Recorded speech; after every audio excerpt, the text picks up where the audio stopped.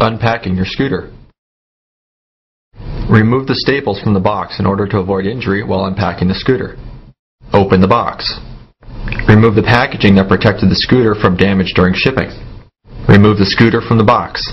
Inspect the scooter for any scratches, dents, or damaged cables that may have occurred during shipping. Before using the scooter, be sure to read and understand the owner's manual. Currie recommends assembly by an adult with experience with assembling and maintaining bicycles. Allow up to 30 minutes for assembly, not including initial charge time. Allow up to 8 hours for initial charge. Tools for assembly have been provided with the scooter, however we recommend that you use mechanics grade tools.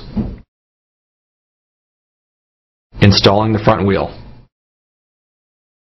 The front wheel includes safety washers that must be properly installed onto the fork.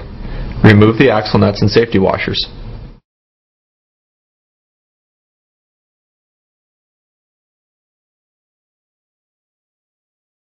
Install safety washers onto axle and insert the hooked portion into the hole in the fork. Repeat on opposite side. Install axle nut onto the axle and tighten using a 15 mm wrench. Note, be sure the wheel is centered between fork legs. Installing the handlebars. Open the quick release lever by folding it over, then pivoting it down. Slide it over to disengage the safety pin and fold the handlebars open. Remove the plastic protector covering the base of the handlebar assembly. Insert the quill part of the handlebar assembly into the fork. You may have to loosen the wedge to allow it to slip into the fork. Slide the quill into the fork until it bottoms out on the hex nut. Align the handlebars with the front wheel and tighten the wedge bolt clockwise using a 13 mm wrench. The wedge bolt is properly tightened when the handlebars cannot be twisted out of alignment from the front wheel.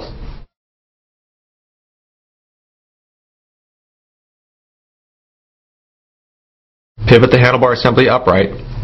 Slide the safety pin over and pivot the quick release lever up. Fold the quick release lever over to close it. The tension lever can be adjusted by tightening or loosening the nut with a 10 mm wrench. Installing the seat post and adjusting the seat. Slide seat tube into frame. This is a precise fit and the seat tube needs to be lined up with the receiver in the frame. Align the seat with the center line of the scooter. Tighten the seat binder bolt using a 5 mm hex wrench. Be sure to tighten the seat clamp using a 14 mm box wrench.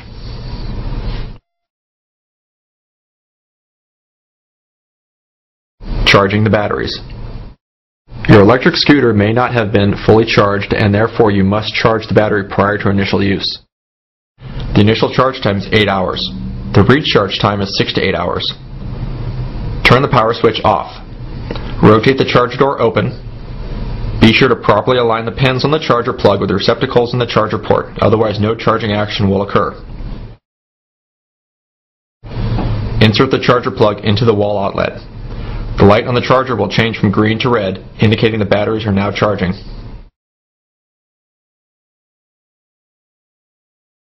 Inflating the tires.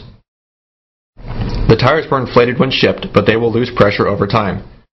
It is normal for tires to lose air pressure over time. Tires should be inflated to recommended pressure before initial use and should be checked periodically.